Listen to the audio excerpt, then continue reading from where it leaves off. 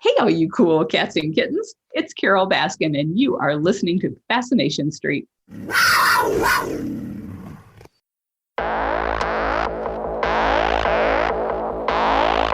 I believe that everybody has a story, and I'm fascinated to hear them. So come with me as we take a walk down Fascination Street.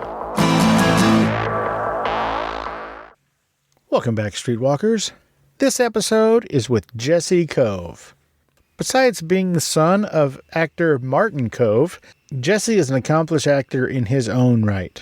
He's done tons of movies and been on tons of TV shows. He's been in everything from Psycho Stripper to Christmas on the Menu, Recipe for Abduction, even Max Reload and the Nether Blasters. He was in D-Day, and he was also in as an actor, and he produced a film called As Night Comes, which is available on Amazon. We do talk about As Night Comes, as well as his upcoming film Ask Me to Dance, starring a couple of previous guests of Fascination Street podcast. And of course, we talk about what the Karate Kid franchise means to him and what it was like to get the phone call and to be in the Cobra Kai TV series on Netflix. Jesse is a super nice dude. We had a lot of fun. Hopefully I'll get him on for a little bit of a longer conversation. This episode is a little bit shorter due to a limited availability on both of our parts, but we wanted to get this out to you and see if we can't maybe sometime in the future have a little bit longer, more relaxed conversation. We cover a lot.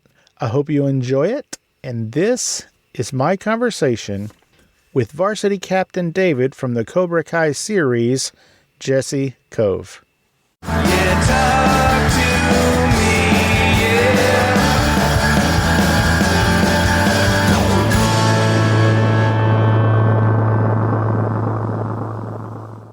Welcome to Fascination Street Podcast, Jesse Kove. How you doing today, man? I am so great. So great. Thanks for having me, man. It is 100% my pleasure. Ladies and gentlemen, you heard that right. This is that Jesse Kove, the one who's been in a ton of movies already, and he's in a ton of TV shows, and he was in at least season 3 of Cobra Kai. For those of you who may not have watched season 4, I don't want to let it be known either way. Jesse, I like to start off with where people were born and raised. It helps us get to understand how they came to be who they are. So where were you born, man? Where'd you grow up? Well, thank you for that marvelous introduction. I feel like there's a red carpet and trumpets and all that. I'm one of the few people I feel like that was born in Los Angeles. I am an LA native. I think there's 2 people that have been born in Los Angeles, and that's you and Adam Carolla. That's it. Adam's a cool guy. I like Adam a lot. Yeah. Good to know. Yes, born in LA, grew up in the Valley, and then went over the hill for a little bit. Now I reside in the Valley again, so I can be very close to the All Valley tournament every now and then. And I love it here. I've been fortunate enough to travel the world, travel the country. Yeah, born and raised in LA, one of the few. Fantastic. Before we go too much further, I want to give a quick shout out to a mutual friend and previous guest of the show, Rick Ferrari. Hey, man, thanks for making this happen, Rick. You're dope.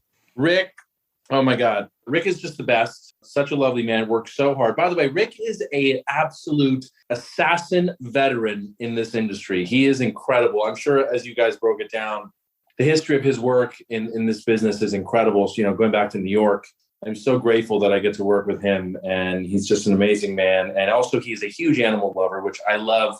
Probably one of his best qualities that I love is how much he loves animals. Anyway, that's my rant. Oh, well, that's a great rant.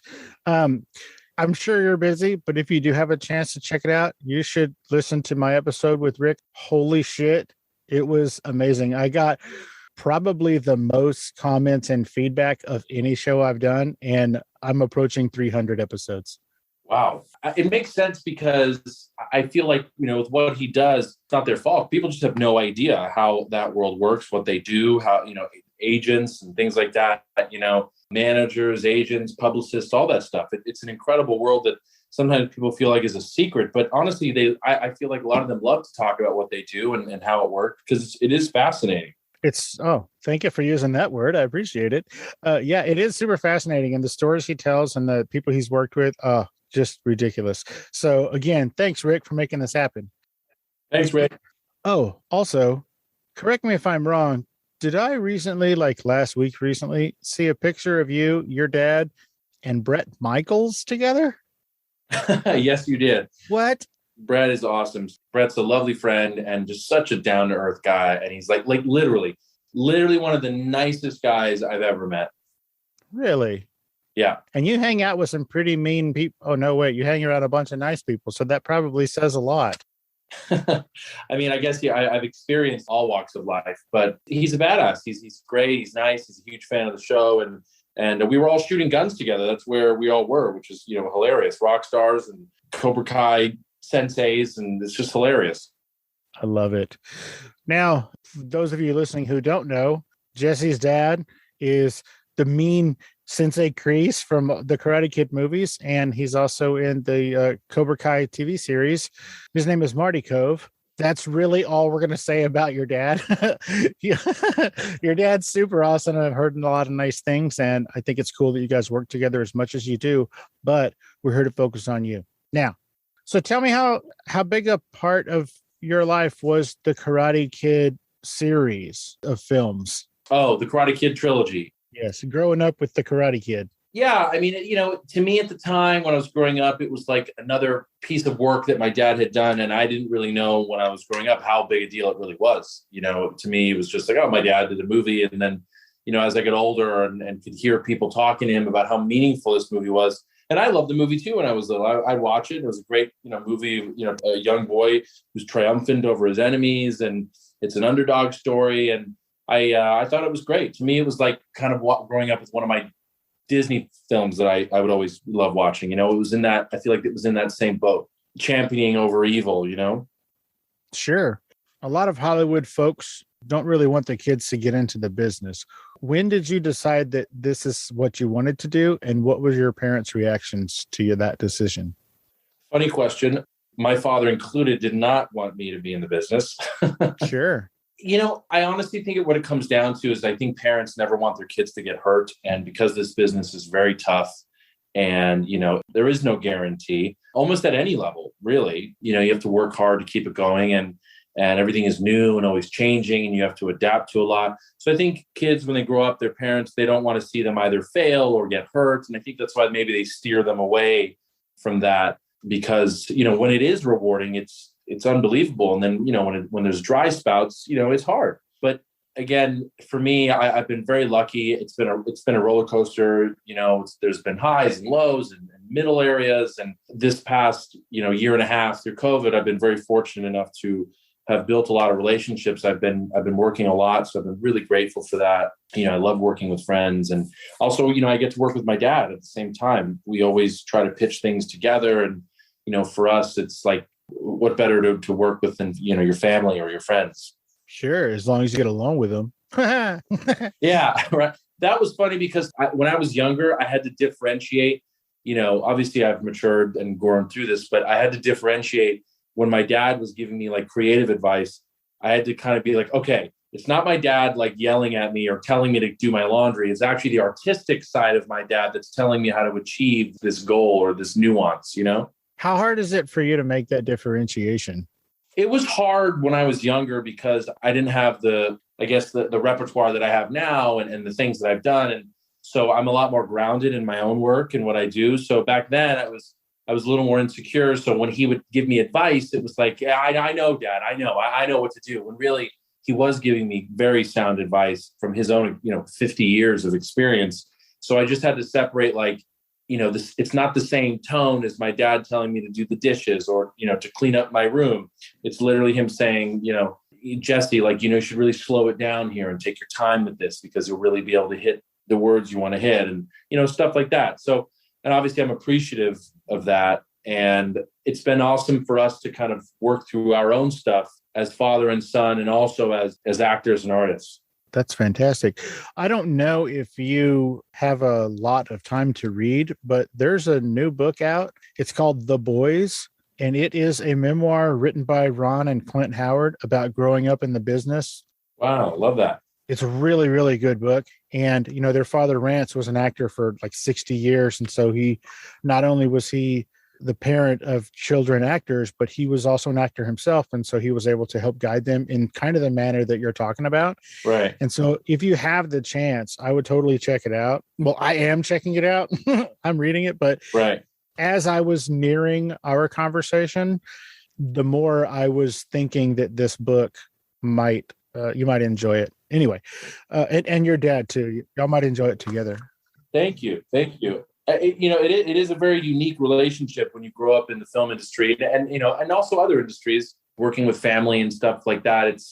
It is interesting. There's a lot of trials and tribulations and, trial and error. And I think at the end of the day, if you're able to work together and be together through something like that, you can create, wonderful art. That magic even. Literally. Now, you have starred in such films as Psycho Stripper, Christmas on the Menu, and Recipe for Abduction, not to mention D-Day. And heck, I almost forgot to mention Max Reload and the Nether Blasters. On Wings of Eagles on there too. That was a big one around the world. See, look at me. I'm just forgetting all kinds of stuff. You're just too busy. That's what it is. So before we talk about your upcoming film, Ask Me to Dance, can you tell me what it was like to produce As Night Comes? Walk me through those steps. Oh, thanks, man. That's a really fun film, very deep film that I helped produce. A good friend of mine, Richard Zelniker, who's a terrific writer and a director. He got this original story from a young boy from Modesto, who was an aspiring writer at the time, named Ryan Cohen. And he wrote this concept story, and we introduced them, and Richard took it and basically wrote this entire script. And it was very much like a Clockwork Orange meets The Outsiders, kind of like following a group of misfits in Northern California. And at the root of the movie, it's about bullying and parenting and teenage angst and, insecurity and relationships and love at a very young age. And, it's a high school movie. And so we dive into all that stuff. It's kind of like you get to see through the view lens of like, maybe why would a kid, shoot up a school or something like that? Or what drives kids to go to drugs? Is it peer pressure? Is it depression? We dived into all that stuff. It's not a depressing movie, but it's a great story mixed in with a bit of, I guess you'd say, like Halloween fun around it. The guys wear makeup in it and they basically cause havoc around the town. And it's kind of funny, like the antagonists in the movie end up going to like the high school bully's house, who I end up playing actually. And they literally, while he's in the pool, like making out with his girl, they dump like buckets of pig blood in the pool. And we really did this, not with real blood, but we poured like, oh my God, it was probably like 40 gallons of fake blood into this pool. It actually almost ended a relationship of the owner of the house because the pool was, it looked incredible on camera, but oh my God, did he hate having to clean that up with the filters. But, stuff like that. And it's an incredible movie that I think never really loses its power, because these stories are very similar, like Cobra Kai and what people are dealing with today. And I really urge people to watch it As Night Comes. It's a very good movie, and I still am. I'm very, very proud of it. You should be. And folks, Streetwalkers, it is available on Amazon. Is that right? Yes, it is. All right, cool. And those guys you hang around with ain't going anywhere. No one in this town respects us.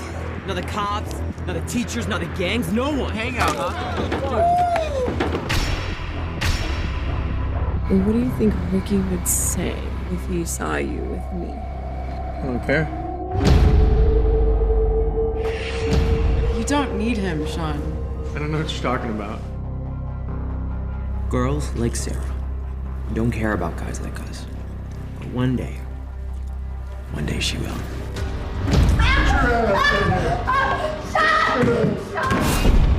I heard about what happened with your father. Ricky, stop! My friendly neighborhood bloodsuckers. Hey, Brad. Ricky, man, just be cool, dude. We're cool.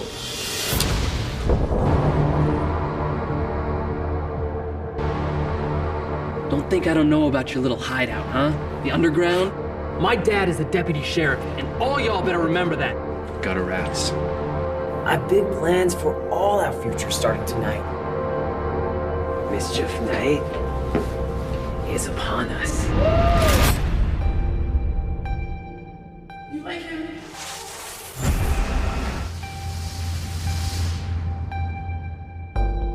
What's wrong? Can't you take on a few freaks?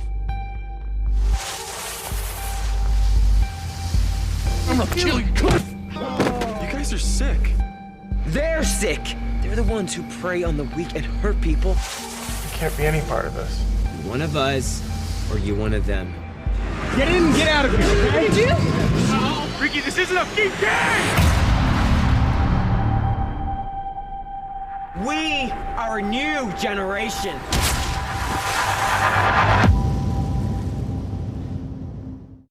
Oh, and the other thing, one last thing about that one. Yeah. Because I was more on the producing side of that, which I do enjoy a lot. If for any filmmaker, if you want to learn both the acting side and or producing or directing, like get behind the camera and watch how things work. It's the most incredible learning experience, to be with a movie from beginning to end for like a year. As an actor, we get to be with a film for a month, 3-6 months, and then you're out.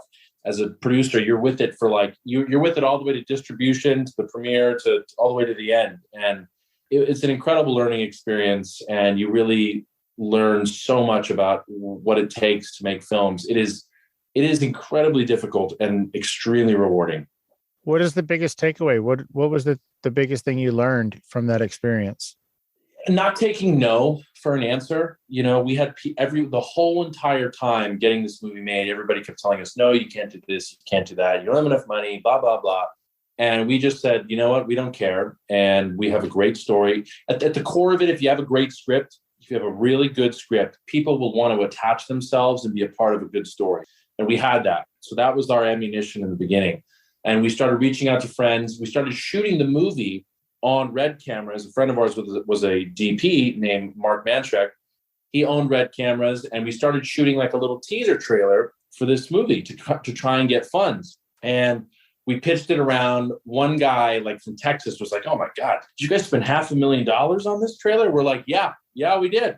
We didn't at all. And we showed it to a couple other people. And then one other guy said, this is brilliant. What do you need? He literally wrote us a check. We got the movie made. And that kind of tenacity allowed us to make this great film. We went out there, we did it. We didn't take no for an answer. We pulled favors from friends. We got amazing locations. We shot in a high school. We had special effects. I mean, it was an amazing experience. And that's kind of I feel like it's kind of a mirror of life. Life can kind of put up walls and you're totally able to climb over them if you can, just bring yourself to just know that you are able to do that. Do you know what I mean? Yeah, I do. I do know what you mean. That's super dope. Hey, Streetwalkers. Here's a word from our sponsors. Welcome to the Player Series. I'm Gary Player, and throughout the series, we're going to take you through incredible stories, conversations with legends and current players, perspectives on current events in and around golf, and much more. Don't forget to subscribe to the Player Series on Apple, Spotify, or wherever you get your podcast.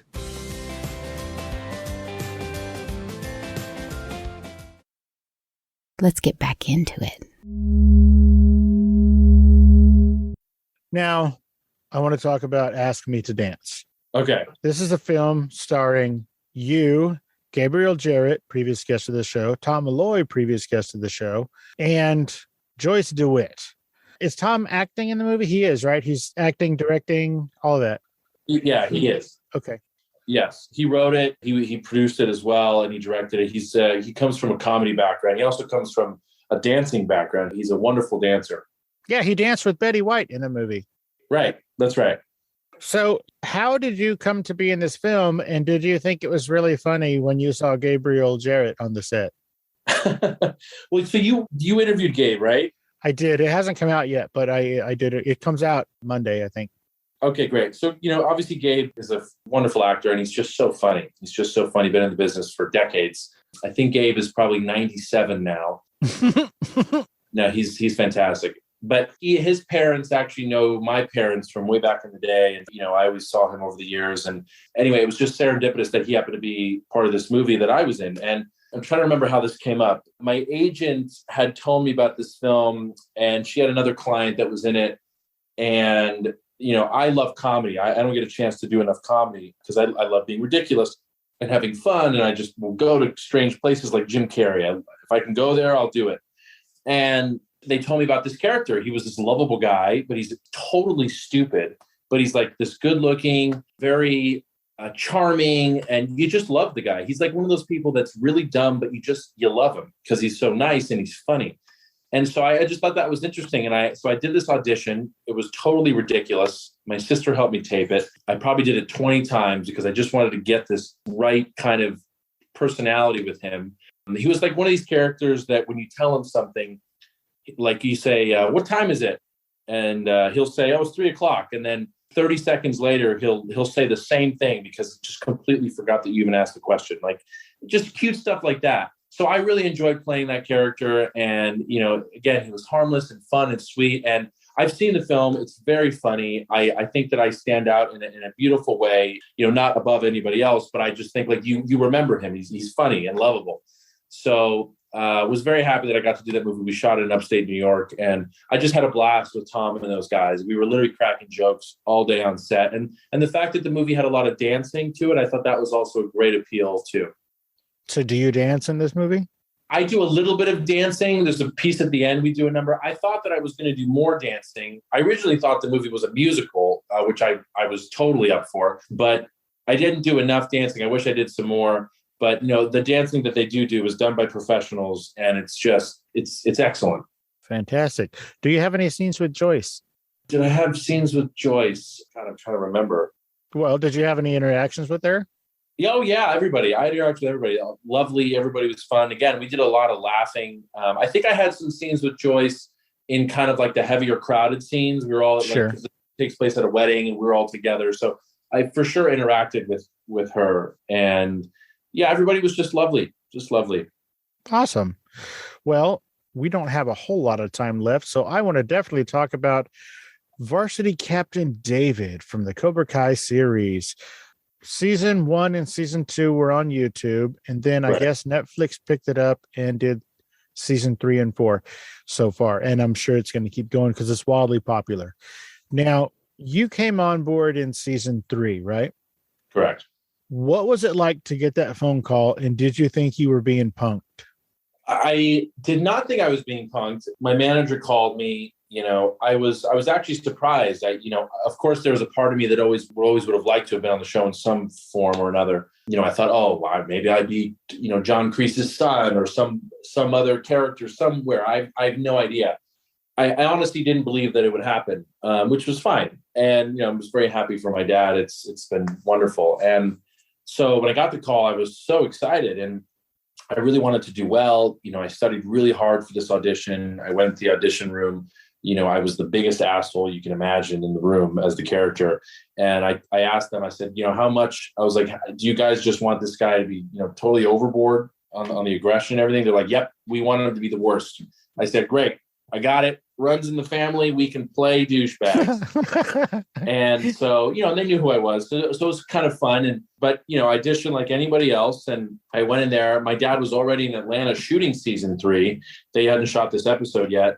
And I got the call, I'd say about a week and a half, 2 weeks later, that they just loved what I did and that I booked it. And I was so overjoyed. I was so grateful. One, it was just very happy that they liked my performance, because I just would have been so embarrassing if I totally bombed on this audition. And my father happens to be one of the stars of the show. Even for him, we joked about it, like my dad asked us, so how did Jesse do? And they say, well, he was, we're doing a different choice. Something funny like that. Anyway, and of course I've met John, Josh, and Hayden before. They're just lovely guys and such. They're geniuses. So, they flew me down to Atlanta, and, I told them, I was like, you don't have to get me a hotel. My dad's already got an apartment down there. I'll just go and stay with him. He's got an extra bedroom, and he and I can spend some time together. And it all worked out. It was like this beautiful, again, a familial family ordeal. And I had a very early call that day. My dad was still sleeping by the time by the time the first take was happening, and he came to set, and it was a special event. Everybody kind of had heard that, Martin Cove's son was going to play the bully that ends up bullying the young version of Kreese. And it was a very exciting day. Everybody was excited. It was one of those surreal moments in life. You're just kind of like, is this really happening? You're pinching yourself. And, I was so grateful. It was a beautiful moment that I'll never forget. Well, I think it's super dope that you get to work with your dad. Oh, and back to Gabriel Jarrett, he also got to work on the Karate Kid franchise in the movies. So that's another thing you have in common. Oh, that's right. Boy, that's so true. Yeah. So I think it's super cool what you're doing. I think that, and who the fuck am I? But I think you have a great future ahead of you. You've already got a lot behind you, a huge body of great work. And I think the sky's the limit for you. Oh, Steve, that's so nice, so kind. Thank you. Absolutely. You've earned it. What can you tell me about some of the things that you have coming up besides Ask Me to Dance? I know everybody can't see my face right now, but I have a full-on beard that I'm growing for a part that I'm shooting next month. I'm really, really excited to talk about it. I can't say anything right now. Like literally a dream project that I've been wanting to do something like this since I was a kid. So I'm very, very excited about this personally. And another film that I'd love people to see that it'll come out this year is A Taste of Love, film that actually, again, I did with my dad down in Florida. Stars Erin Cahill. She plays my love interest, and it's a beautiful story. It'll probably be on like Hulu or Hallmark or Netflix. It's a sweet love story. Me and Erin dated as kids, and then we separated for a while. She comes back to the small town where I live. She's a famous chef, and we kind of rekindle our relationship with some drama. And my dad plays her father. And funny enough, Susan Gallagher, who plays homeless Lynn on Cobra Kai, plays my dad's wife. Oh, awesome.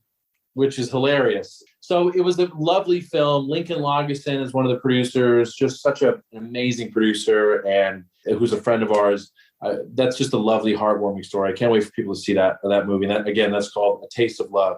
And then also, I did a couple episodes on a series on Amazon called Gravesend. Uh-huh. Then their second season, it's all about the mafia in the 80s in Brooklyn, which, of course, I mean, who doesn't want to see that stuff? Indeed. So we went out there and we had a great time. I ended up playing a Hasidic Jewish gangster, which is just so much fun.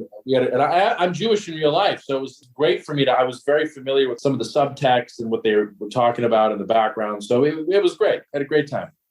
That is awesome. Real quick, if you are looking, you sound busy as shit, but if you are looking for a new project, I just recently interviewed a guy out of Southern California who was convicted of robbing 13 banks. That's wow. I mean, what a fascinating story. So he tells the story of all that, but then also he wrote a book about it, and then he wrote a second book after some time elapsed so that he wouldn't get in trouble for some things that he did. Wow. But it's a pretty crazy story. Now he's a priest. No, well, he's not a priest, but he is making a killing on Bitcoin. So, but with your beard, you look a lot like him, which is why I mention it. I'll play an outlaw. All right, rock on. Jesse, where can people find you on social media? Very active on Twitter and Instagram at Jesse Kove, Jesse Kove, V as in Victor, E as in Edward, Jesse Kove. Love chatting with fans. I go on Instagram lives all the time, and I love having them pop in there and say hello. And that's the best place to reach me. Rock on. And before I let you go, is there anything that we didn't talk about or I didn't ask you about that you specifically wanted to talk about today? Everything. Yeah, you asked great questions. I was, excited to be here. I'm happy that people are loving, Cobra Kai and all the work that we're doing, and, a lot more fun stuff to come. I think that's about it. Don't take no for an answer. If you have a dream, go for it. Nice. Everybody, keep your eyes peeled for Ask Me to Dance. It's coming out sometime this year. Also, go on Amazon and check out As Night Comes and some of the other films that he just recently talked about that are coming out soon. Gravesend and A Taste of Love. There you go. Jesse, thank you so much for taking the time out of your busy day and your hectic schedule to hang out and let us get to know you a little bit better on Fascination Street, man. I really appreciate it. Dude, thank you so much. It was so fun to be here, and thanks for having me. And I look forward to coming on again. Fantastic. Thank you, and thank you, Rick. Ferrari, and the other Rick. Thanks, all the Ricks. Thank you, Rick. Thanks, guys. Have a great week, man. Steve, thank you so much. 100% my pleasure. Mine too. It was a really nice time. Thank you. Chat with you again soon. Thank you. Bye-bye. All right, take care.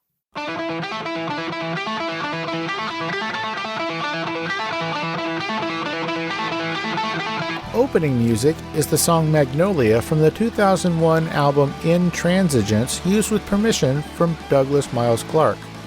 Closing music is from the song Say My Name off the 2021 album Underdog Anthems, used with permission from Jack's Hollow. If you like the show, tell a friend. Subscribe and rate and review the show on iTunes and wherever else you download podcasts. Don't forget to subscribe to my YouTube channel. All the episodes are available there as well. Check me out on Vero at Fascination Street Pod and TikTok at Fascination Street Pod. And again, thanks for listening.